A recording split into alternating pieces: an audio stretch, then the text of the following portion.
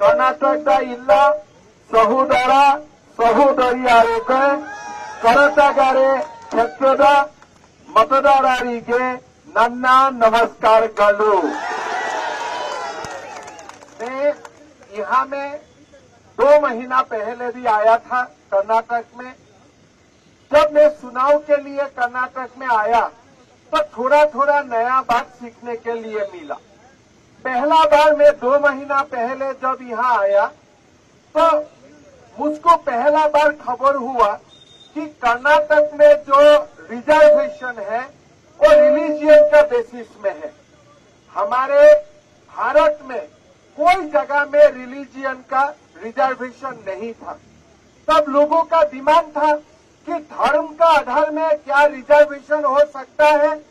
हमारे अंबेडकर जी ने जो कॉन्स्टिट्यूशन बना के किया था उसमें धर्म का आधार में कहीं भी रिजर्वेशन का बात नहीं था। लेकिन कांग्रेस सरकार ने क्या किया था, 4% रिजर्वेशन मुसलमान समाज को दिया था धर्म का आधार पे। आज हमारा बीजेपी ने क्या किया, ये 4% रिजर्वेशन नदी में फैला दिया और 2% लिंगायत और 2% भोकालिंगा को रिजर्वेशन दिया। अभी कांग्रेस क्या बोल रहे हैं कि हम दोबारा आएगा तो मुसलमान का रिजर्वेशन हम दोबारा कर देगा।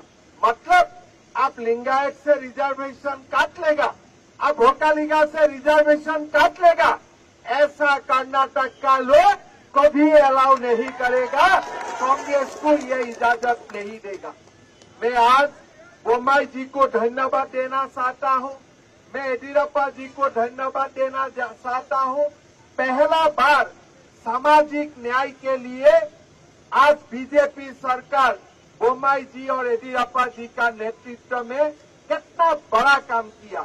पहला बार हमारा शेड्यूल कास्ट का रिजर्वेशन था 15%, आज जो रिजर्वेशन बढ़ के हो गया 17%।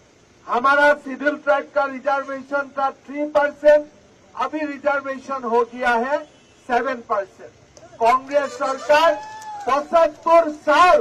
75 साल शासन में रहा, कभी भी एसटी, एससी, लिंगायत, भोकालिंगा को कभी भी न्याय देने के लिए काम नहीं किया।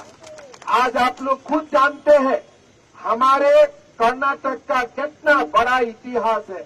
बसवेश्वर जी कर्नाटक का महान भूमि में जन्म लिया था, केम्पेगौड़ा जी कर्नाटक का महान भूमि से जन्म लिया था।